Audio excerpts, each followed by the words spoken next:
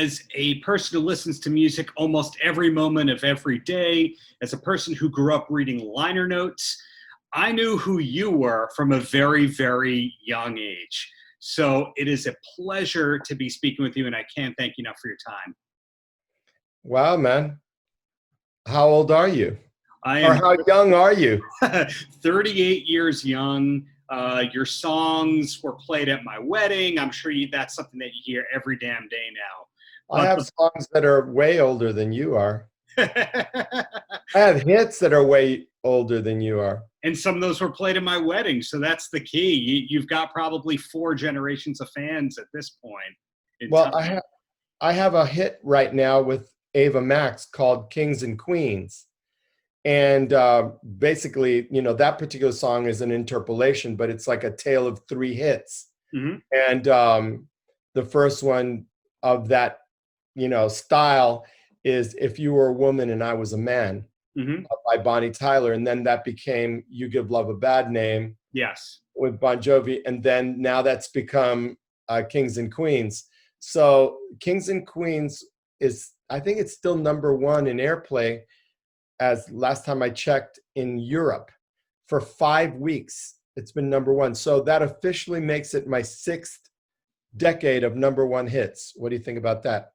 I was actually going to lead into that question right there. You beat me to that I couldn't think of anyone else who had that. Burt Bacharach, you know, he has that great new EP with Daniel Tashin, and I know that you worked with Burt on your 91 solo album, but I don't think there's anyone else besides Burt. Well, is it #1? It is not #1 as far as I'm talking about #1s. I'm talking about #1s. So now I'm good till 2030. You know? So when 2030 comes, I have to have another #1 to make it 7 decades of #1 hits. Right. It's kind of like how Weird Al outlasted everybody that he parodied. So he had hits in the late 70s into even not yet this decade. So maybe you have one up on Weird Al. But it's really remarkable that you have that. Do you have a chief statistician on your staff that comes up with those kinds of stats? Yeah, I mean, we have assistants and interns that are constantly tabulating how big I am. Sure. That's their job.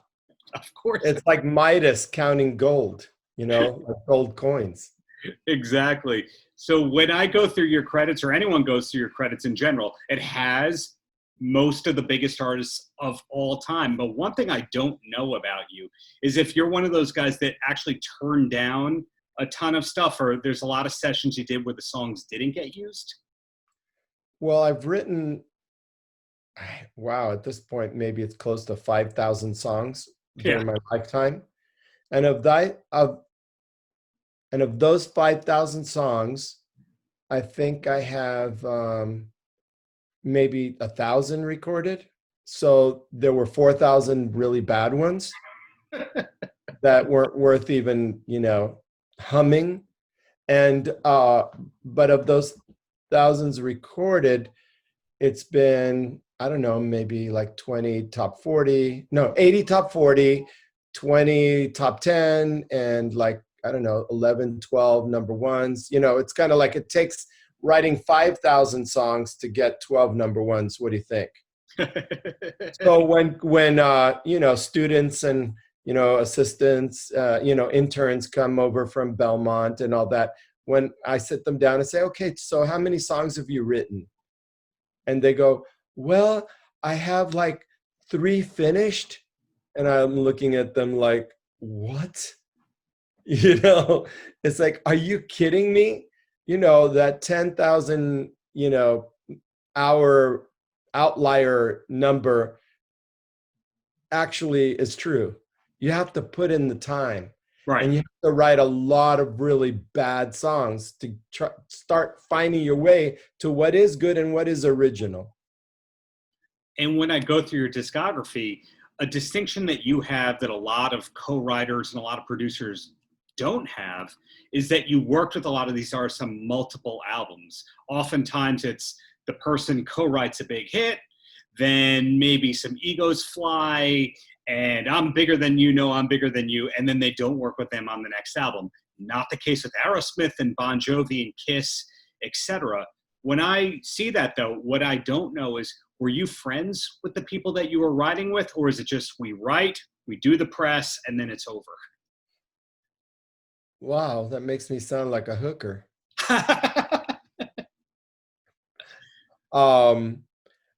No, I mean, in the case of Paul Stanley, he was our friend. I mean, he came to see Desmond Child and Rouge performing at a club called Tracks. And then he came back the following week and we made friends. And so he said, hey, why don't we try writing a song together?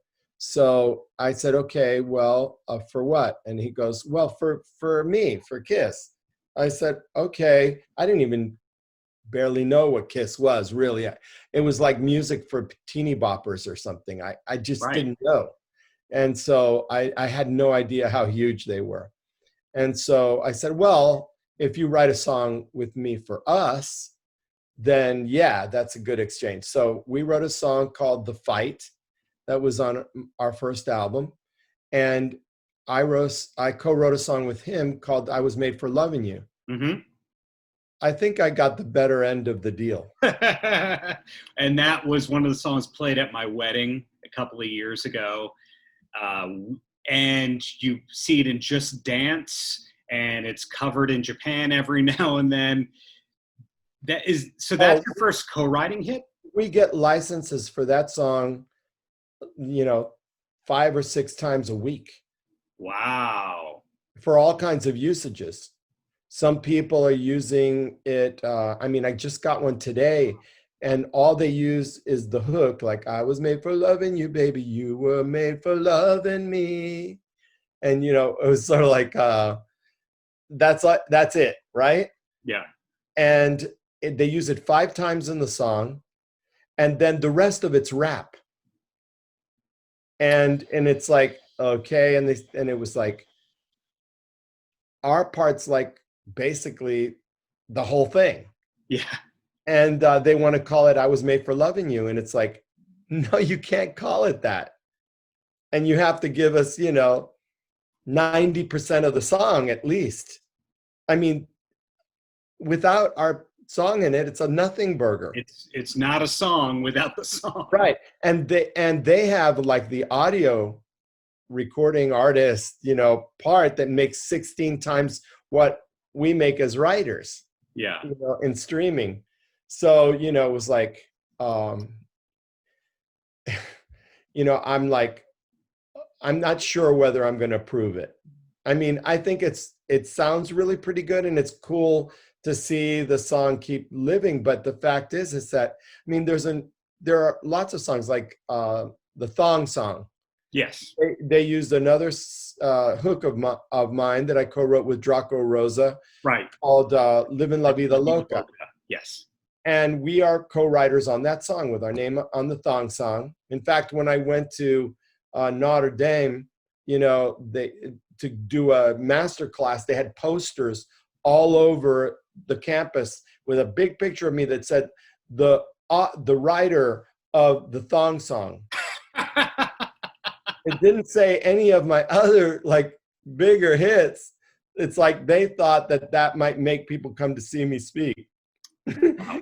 I mean, that's pretty funny, right? But it's like a lot of times, and this is what's happening, there's a lot of interpolations. Yes. Like Kings and Queens is definitely an interpolation of If You Were a Woman, I Was a Man. And so, yeah. I had to fight a little bit to make sure that I got, credited and, a major portion of that song. Even though I have 9 co-writers. It's okay. Well, it's like, I'm number 1. She made me number 1 again. So I'm not unhappy. Well, the other side of that, you've seen every trend imaginable. You were having success before samples were properly cleared, to say the least. You were having success before commercials were using real songs, et cetera, et cetera. Something I've been noticing in the last 2 or 3 years are what I call preemptive co-writes, where they think that maybe 2 or 3 notes could be confused for an existing song, so they just preemptively go, here's 15%. Like Weezer, for example, who you did co-write with, I think in 2010, the new song they did for Bill and Ted has a couple of notes that sound like a Billy Joel song. Sealkin says, co-written by Billy Joel. The new album by The Strokes has a Billy Idol co-write on that. Is that something that you've started to get as well? The preemptive, like, this might sound like it, but let's give them a cut. Hold on a second. Sure. I'm gonna unplug this business.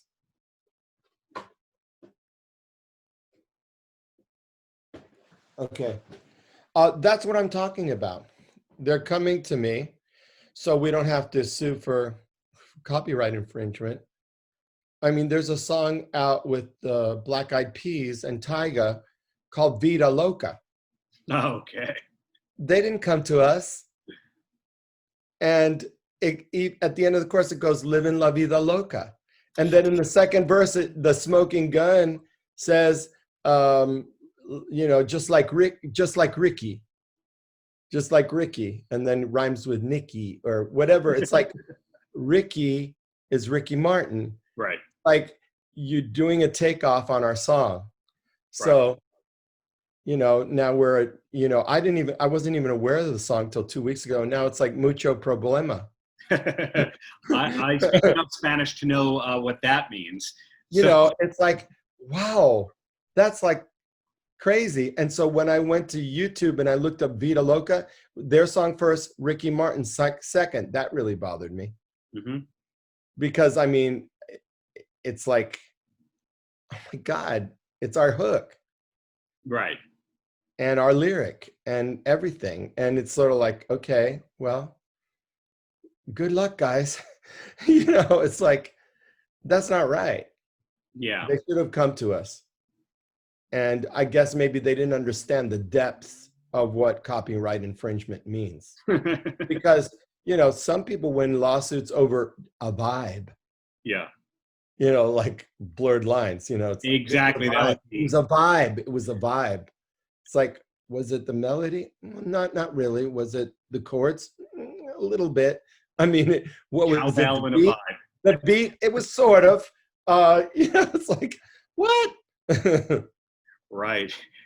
Well, yet another compliment goes to you in that not everybody realizes that there's a lot of artists that you co-wrote and produced the whole album. Great albums. You weren't just the single guy, because a lot of the top co-writers of the last 40 years, they just did one or two cuts on it and that's it. And we look at great albums by Rat and Alice Cooper and even South Gang. You did full albums, which is really impressive to me. Do you feel that there's Bat Out of Hell 3? Yeah. Scorpions, Humanity Hour. That's a great record as well. And the Rasmus, Black Roses. Kane Roberts. Yeah, yeah, wow. Yeah, so that's a lot of stuff. You're making me tired. Well, you said before you'd written 5,000 songs-ish and 1,000-ish have been recorded in some form. So when you take an album like Detonator by Rat, did you write 30 songs for it or? No, we just 20. We just wrote the songs that were on the record. Oh. And I think one of them I didn't write. I think they brought the song with them, but I'm not quite sure which one that was. But we co-wrote, so it was really a very tough time for them because they had problems with King, and and then eventually he passed and stuff, and so they were so distraught.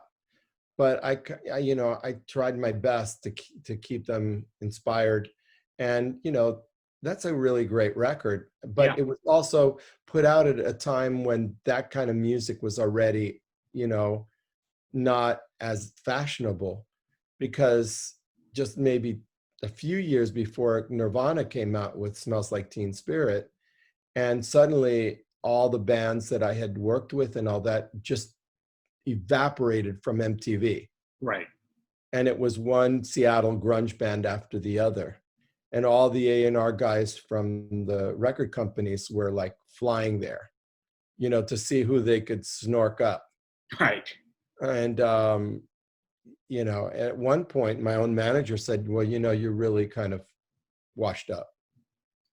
I was like in my 30s as a producer. He said, you should just stick to songwriting because you can co-write and all that. But the producers are all like, he was representing Michael Beinhorn, who did Black Hole Sun and all that. So, who was getting all the work, and I was getting nothing, bupkis. So it was, around then when I decided to make my own solo record, Discipline. And, it was a little bit not up to date either. It was kind of a pop record, kind of a personal record. And then the Northridge Earthquake happened, 1994.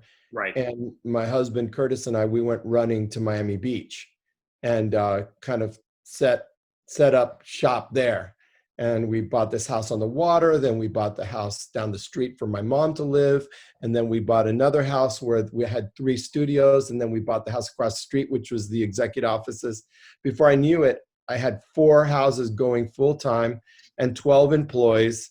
And we became the Ricky Martin machine. And so, and Ricky lived like 6 blocks down, south from us on North Bay Road. So, it was kind of a whole new start.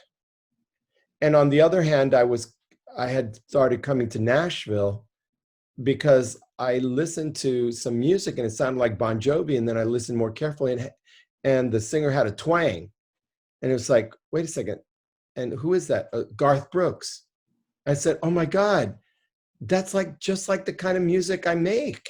Right. So I researched it and I found a co-writer of Garth Brooks named Victoria Shaw, who had written The River and stuff. And I got her to co-write with me. And the first song we wrote, called Where Your Road Leads, Garth Brooks cut it as a duet with Trisha Yearwood. And from what I've been told, that's a song that got them to fall in love with each other. So one song destroys 2 families and, at least I got into country music. But coming to Nashville I realized, what a sweet bunch of people there are here. Like really, it's not like so, backstabbing and sharp and competitive as it was in New York and LA. It was really laid back and people were really supportive of each other. And, Curtis and I decided we wanted to raise our children here. Right. So we moved here and we're still here. You're still there. Yeah. Rewinding to the period where your manager stupidly told you that you were washed up, yet you did still have hits and all that. Were there any grunge bands or alternative bands that you actually got to co-write with? Not really. I mean, I wrote with Dream Theater, one song that's, I'm always asked about. And, there was one of those things where I co-wrote with the one guy, right? But then when the record came out, it's like all these other names were on it. Like, wait a second, I only wrote with one person. Yeah. So that became a struggle. I've had that happen several times where it's like all of a sudden the bass player's on the song. It's like, but he wasn't there. It's like, well, that, we always share everything. It's like, yeah, but you can share your part, but not my part. Yeah. The term my friend Mike, who's a professional songwriter, uses is change a word, get a third. Is that one of the terms that you've heard or used? Well, it's not change a word. It's write a word, get a third. Write a word, get a third. But, when you have, a songwriting team that's like 3 of you, there are times when somebody might come in with the song almost all done and you kind of help tweak it and this and that, and they share it with you because the next song that comes in, I might have been one I did, kind of took the lead on, let's say.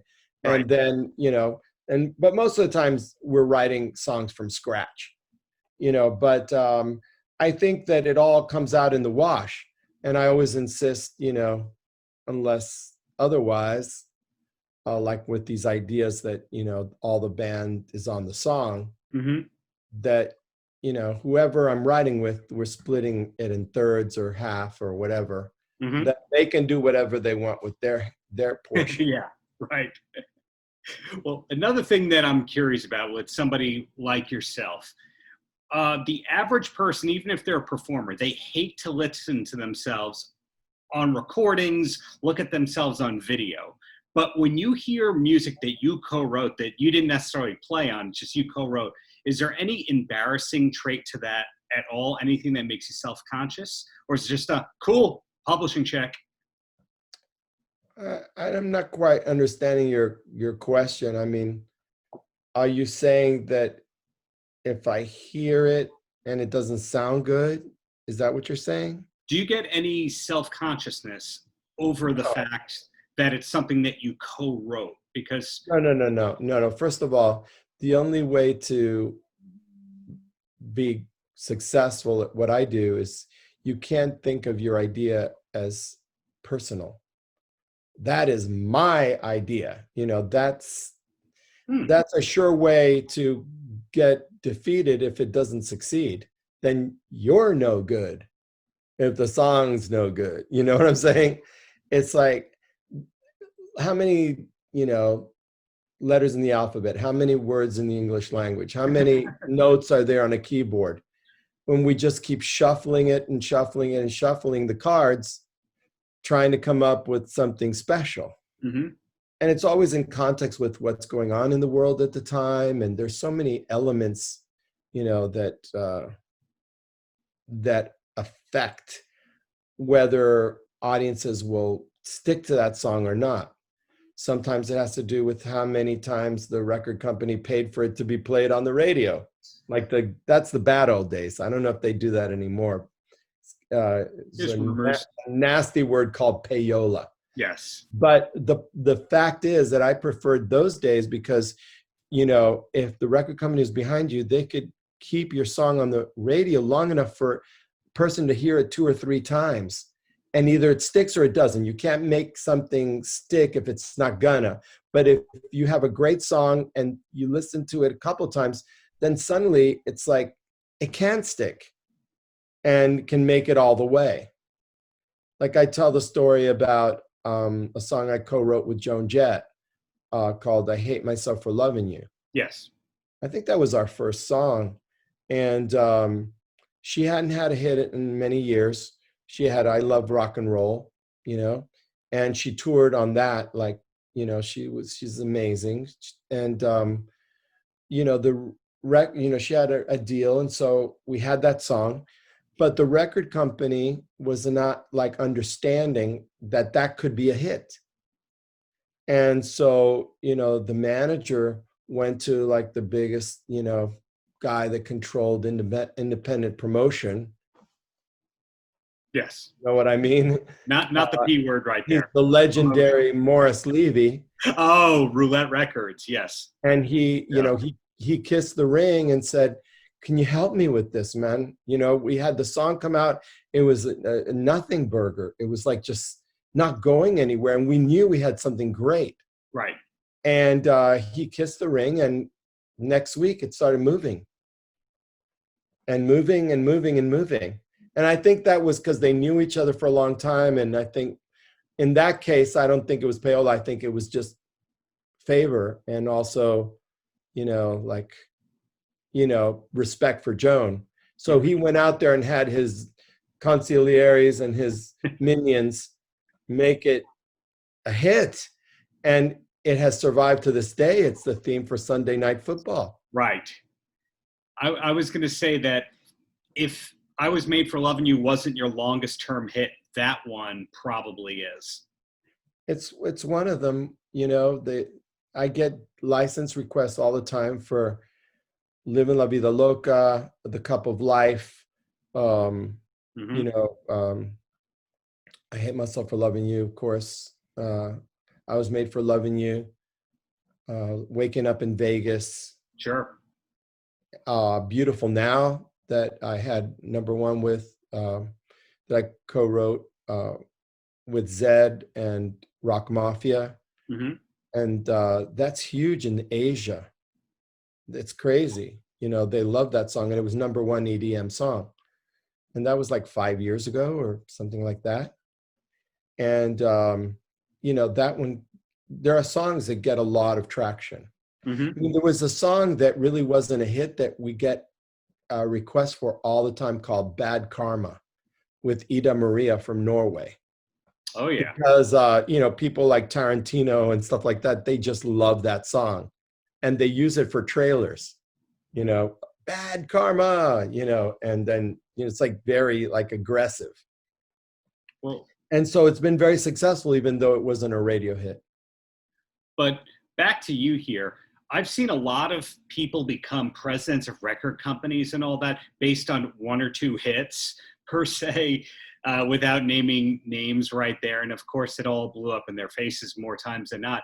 Were you courted to be the company president of any of the major labels at any point?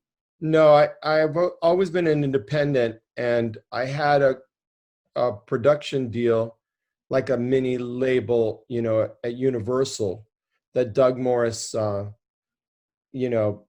bequeathed onto me, and we didn't have luck. We had a one hit called "Kiss the Rain" with Billy Myers. Oh yeah, that was great. Huge all over Europe, but then we had difficulties, just the fit wasn't quite right with that artist, so it was hard to keep the momentum going. So then eventually, I was dropped when they went to clean house, because I was kind of a little bit too busy working with Ricky Martin, who was at Sony, the competitor. Mm-hmm. So it was kind of like, it was one of those kind of things. But, I really appreciate that Doug believed in me, but I feel bad that I let him down. I can imagine. Well, you've been so generous of your time. Can I ask you 3 more questions and then you're a free man? Sure. Okay. First question I have, and again, it keeps coming back to complimenting you. Apologies for that one. But is there anything you haven't accomplished in your career that you're still hoping to? Hit Broadway show. And I have 3 of them in the works, one since 2005 called Cuba Libre. It's a true story of my family before and after the Cuban Revolution. We sort of call it Les Mis with bongos. I like that. I like that. Lots of tits and ass too. Lots of booty shaking going on. There's others as well. I've been working for a long time with Andreas Carlson on a television series about the making of the boy band revolution in Orlando. It's the true story of Lou Pearlman. And so we finally have a deal, and that's going forward, and it's called Transcon. Wow, like transcontinental. Wow. Yeah, it's called Transcon. And, we finally got a deal. I can't really announce it, but, we're like, oh, that's our 5th deal. It fell apart, for so many reasons. I mean, it's a very exciting crime story because he had a $500 million Ponzi scheme that bankrolled the whole operation. Yeah. And so, that I'd love to, win, an Emmy, a Golden Globe, an Oscar. I'm after the prizes. I want prizes now. But I want somebody to give me a prize, but it's very exciting.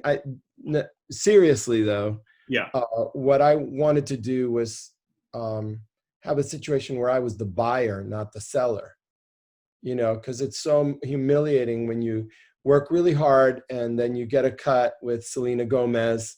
And then, she puts it on her record, but it's not a single. And you put out so much effort to get it there. And then in this day and age with streaming and all that, if it's not a single getting airplay, there's no money to be found, for an album cut. Before, if you came to Nashville and you got a album cut with Garth Brooks, you could live the rest of your life. Mm-hmm. But now if it's not a single getting airplay and then getting the subsequent licensing and goodies that come with having a popular song, then it's like, wow, I don't know how people do it. They have to do it for the love of doing it, which maybe is a more honest way to want to make music. But, Right. I built my whole world around having success. And I have a lot of people that depend on me and people that work for me, with me, Mm-hmm. my family, my kids, my properties. I can't sell anything right now. So it's not like it's forever. It's like I have to worry about my kids being in college. I mean, it's really expensive with Mm-hmm. the dorm and the food and the this, and that's like 80 grand a piece a year. Yeah, exactly. And that's without surprises. So, it's like with everything. I mean, I've been successful and, I would say massively so, but Yes. still, that's why with all the success I have and all the royalties coming from airplay and little drips and drabs, it's a nickel and dime business and it adds up. How can someone that doesn't have all that, how can they live? How can they make this their career? Right. Does that mean they have to live home with their parents in their basement forever until they somehow crack the code? I just don't know. Everything's in transition, to say the very least. That's why I don't take any chances. I'm on Instagram like night and day. Like my husband says, shut the damn phone off. And I'm like under the covers, liking and answering questions and all that.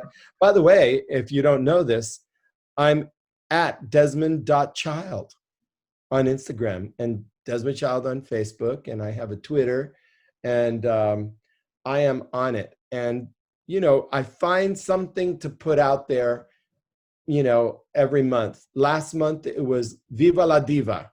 It was a single that I did. And I invited Countess Luann as my guest star. And we were featured on the finale of the Real Housewives of New York City. And so, then Carrie Underwood redid the Sunday Night Football theme. Yes. And so that just premiered. I have Kings and Queens with Ava Max, went to #1 in Europe. Now it's climbing the charts here. And then next month, October 16th, my original group, Desmond Child and Rouge, is releasing the remastered albums, Desmond Child and Rouge and Runners in the Night. That was the second album. And we remade Our Love is Insane, which is our single. And so we remade it a new version called Our Love is Insane XX, for 20 or Dangerous XX, whatever. And that's going to be coming out. It's like way more up tempo. It's like EDM dance version. So I think it could do really well in Europe. I mean, the voices still sound glorious and it's fun. It's a really well-written song. And so then, we're going to be, the promotion starts next Monday and it'll be, podcasts and interviews and, all kinds of things. World wants to talk to you. Yeah, so people can check us out on Instagram at Desmond Child and Rouge, and being AND because they don't let you use the ampersand. Yeah. And we have a website that's going to be launched by this weekend, and it's www.desmondchildandrouge.com. And in it, in the videos, there's like a little documentary about our careers, and it's really, really good. And also, Desmond Child and Rouge doesn't go into the 80s. Everything, including our bios, stops at the end of, in 1979. So our pictures are from then, our bios stop there, nothing else. So even the new music we're going to do, we have to, we're going to like time travel, time capsule people back in time when we were young and beautiful. So none of these like old crotchety old timers, yeah, when I was like, no, forget about that. We're forever young there. Young. And I think that's kind of like a great thing, Absolutely. I'm So looking forward to hearing that and seeing that. I am aware of Rouge, to say the least. I don't know if I made that apparent, but you didn't just fall off the truck and start co-writing hits for other people. That's some homework that people need to do there. Yeah, so we're very excited about our new music too, which, every quarter we'll drop a single. Cool. And we'll just keep doing that. And also I have, like I did Countess Luann, my next single in the next quarter as a solo artist is a duet kind of featuring Alice Cooper. Oh, wow. Yeah. Yeah. Okay. And so I've asked Scott Stapp to do one with me. I'm just like, I'm hoping to do one with, Steven Tyler someday, Wishful Thinking. And I think it would be fun because it's not like I'm trying to make it big now. It's like I'm doing this for fun. Right. For the love of music. And I think that's kind of a great, honest place to be. Well, nobody has gotten Alice Cooper to sing higher notes than you have, given all the key changes in Poison. So he said I made him cough blood. Well, real blood, not fake blood, like he usually does. Well, my last question, which could be a simple nope, or there could be a good story that's never been told. Because you kind of helped reinvent all these great hard rock bands, Van Halen, did you ever have the opportunity to write with them, or did that topic ever get breached or broached, whatever the word is? Because I know they did write with Michael McDonald once. I went to try, and it was like a very troubled time for them because David Lee Roth had left, and David Lee Roth had come to see if we could collaborate, and that's a great story because he shows up, and then midway through our meeting, he says, well, do you want to really know what I'm all about? And I go, yeah. So he says, put this cassette in. And all of a sudden it's like stripper music. And suddenly through the door walks these two girls in fedoras and overcoats and really high stilettos in my tiny little office. And they start, and they take the coats off completely naked underneath. And they're like doing these kind of sexy pole dancing moves. And then all of a sudden he stops it. And then they stand up and they go, call us if you need any more inspiration. And then I was like dumbfounded. I thought it was the greatest gag of all time. It was fantastic. So about a few months later, I get a call to go and work with Van Halen. So I go up to, I think it was Eddie's house where the studio was and everything. Yeah. And they had already started auditioning for another singer. I don't think I don't know, maybe it was after, who was the next singer? It was Sammy Hagar, but there was a rumor that Patty Smythe was asked to join. There's a rumor of that.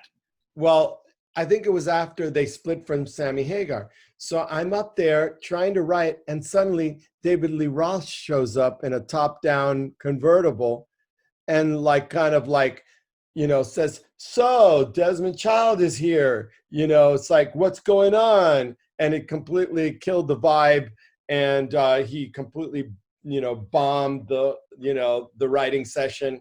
And I don't know if he was kind of saying, well, maybe he was trying to say, maybe it's time we all reunited like the original band. But, there were so many politics and all that. Did they ever reunite with him? Yeah, they did the two new tracks in '96. Then they did a tour in '08, and then they did an album with him in 2012, 2013. That was a world tour, and it's a great album for. And he was performing, the David Lee Roth in Van Halen. Yes. High kicks, yes. Vocalizing sometimes better than others. Well, I mean. Really.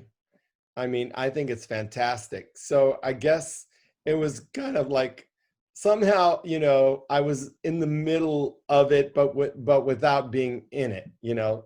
But it was kind of a fun thing. I think I'm going to put that in my autobiography. I've been co-writing with David Ritz. Oh And yeah. it's called "Living on a Prayer: Big Songs, Big Life" with David Ritz, and that'll be out next, after January. So I'm doing a lot of stuff. I'm working with Jody Marr. We're doing a textbook called Anatomy of a Hit, and it's like really breaking it down to a college course because she's a professor at Belmont, and we're bringing it down. We're breaking down 12 songs, deep diving into the songs, so it could be like a college course. So it's like I have a lot of things going on, and every day I work a little bit on everything, and just keep it going, keep it going, keep it going. I can't top that, Desmond. Thank you so much for your time. Looking forward to that book, to say the least. Looking forward to that new cut that's happening in October and coming out. Just keep up all the greatness. And follow me. I want you to follow me. Within 45 seconds, I'm going to be following. Okay. Desmond Child. Thanks again, man. Have a great rest of the day. Bye. Take care. Paltrocast.